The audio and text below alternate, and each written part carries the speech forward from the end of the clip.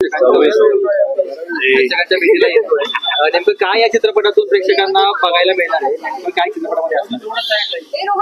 26 November हा चित्रपट 9 मेला महाराष्ट्रातील सगळ्या चित्रपटगृहामध्ये लागतोय.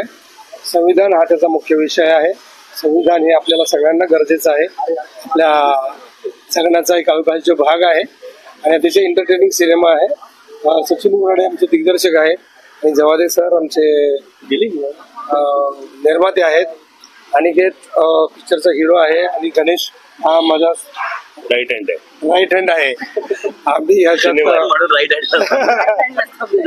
तर अशी एक फार चांगला विषय असलेला हा सिनेमा आहे.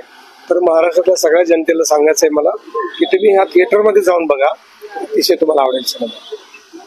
काय असणार आहे नेमकं चित्रपटामध्ये, मेसेज काय असणार आहे? कारण का तुमची स्टाईल वेगळी आहे, तुम्ही दक्षिणात्य सिनेमामधून वेगळं पाहायला मिळता, मराठीमध्ये वेगळं पाहायला मिळता, यामध्ये काय पाहायला मिळतं? तुम्हाला पाहिल्यावरच कळेल. याच्यामध्ये जे पहिल्यासारखं आहे ते नाही, त्यात काही ते नवीन आहे, म्हणून तुम्ही थिएटरमध्ये जाऊन बघितलं. सध्या संविधानावर चित्रपट काढण्यात संविधान आपल्या लोकशाहीचा मूलभूत पाया मानला जातो, पण अनेकदा पायामध्ये त्याची होते, त्याला कुठेतरी आळा बसला पाहिजे असं वाटतं.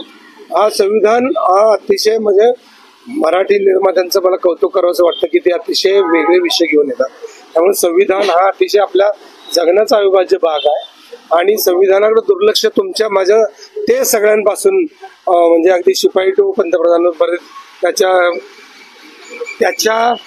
त्याची जी व्हॅल्यू आहे त्या व्हॅल्यूला बघितलं जात नाही. तिकडे बघितलं गेलं पाहिजे, त्याची व्हॅल्यू कळली पाहिजे, समजली पाहिजे, अशी आमची इच्छा. संविधान पाळण्याच्या दृष्टीत आपण आता कठीण काळात आहोत असं नक्कीच आहोत. आपण नैतिकतेच्या दृष्टीनं सगळेच बदललेलो आहोत. काळ बदलतो आहे, बरोबर आहे, पण आपण आपलं मूळ स्वत्व माणुसकीचं आहे ते घालवत बसलोय आणि त्याच्यामुळं सगळं वाटोळ होतंय. जे काय देशातलं संविधान पण धोक्यात आहे असं वाटते तुम्हाला, अभिनेता नेता म्हणून अनेक जे प्रकरण घडत आहेत देशात त्याच्यामुळे? देश एवढा मोठा आहे ना की याच्यात ह्या गोष्टी कळत नाहीत की या कशा पद्धतीने व्हायला नाही पाहिजेत. कारण तुमच्या आमच्यासारखी माणसं जी एकमेकाला ट्रोल करतात, खऱ्या माणसांना खोट्या माणसांना उचलून धरणं, ही तुमच्या आमच्यासारखी माणसंच आहेत ना. या माणसांचा प्रश्न आहे, इथं सगळं मूळ आहे असं मला वाटतं.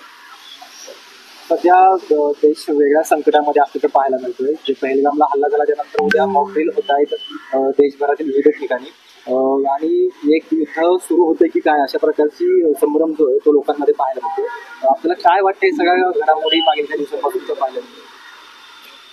मी एवढं अगदी स्ट्रॅटेजिक सांगणार नाही, पण आता कसं तहान लागली की लगेच विहीर खोदायला घ्यायची आणि चल पाणी पाहिजे म्हणायचं, तर ते कितपत सत्य खरं होणार आहे मला माहिती नाही.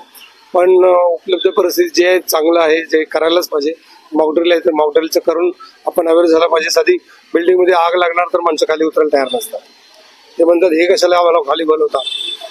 तर आपला नैराश्य किंवा निराशा किंवा कंटाळा हा पण आपला तुमचा स्वभाव आहे. कारण मतदान कुठे आपण नीट करतो, मतदान नीट केलं असतं तर हे झालंच नसतं ना. मतदानाची प्रक्रियाच कुठे नीट होते, इथंच आपले मूळ आहे ना.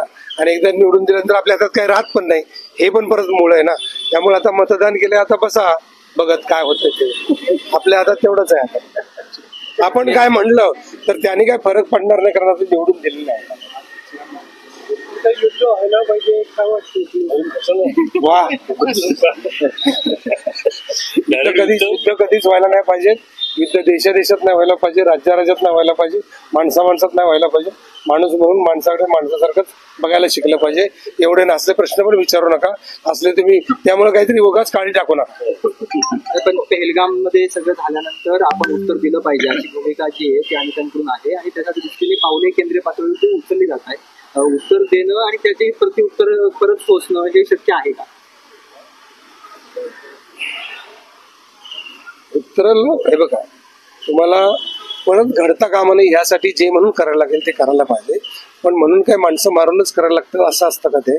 तर हा वरच्या लेवलवरती त्याचा विचार. थँक्यू.